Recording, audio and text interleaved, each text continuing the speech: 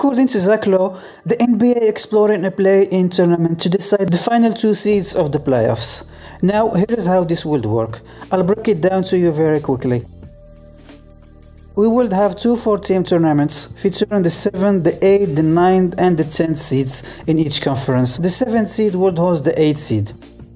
And the winner of that, well, they are into the playoffs as the 7th seed. And in the meanwhile, we got the 9th seed hosting the 10th seed, and the winner of that game plays the loser of that 7th-8th matchup. Whoever wins at final one, that's ultimately your 8th seed. So we will get this little sort of mini tournaments. If it is a trade-off to shorten the schedule for the rest of the teams, then I'm okay with it. Because it needs to be a better trade-off, because we are gonna make the season longer just to see two teams get plowed in the postseason. That doesn't really make sense to me. That's just what's happened every year, right? But there is talk about the fact that these tournaments make some money, so you can shave some games off the schedule.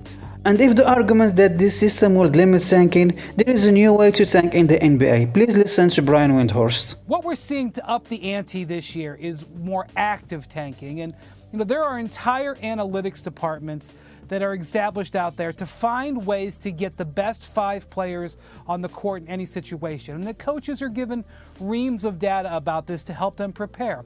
And what NBA executives have detailed to me is that there's some inverse analytics going on, where coaches are potentially being given data on what lineups to play that maybe not be successful. And we're certainly seeing that with the Dallas Mavericks. And it's being hidden under the guise of, quote, player development, which is another way of saying we're going to put our young, less good players out there as opposed to our better, older players.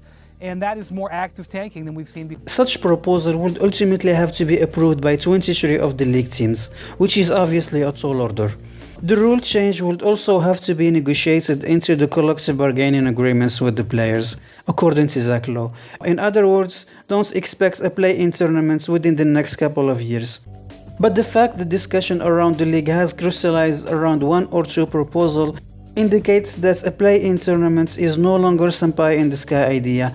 It fits within the NBA broader goal of reducing the incentive for teams to tank and maintaining peak fan interest across the full NBA calendar. Thanks for watching, and if you like this video, please subscribe here.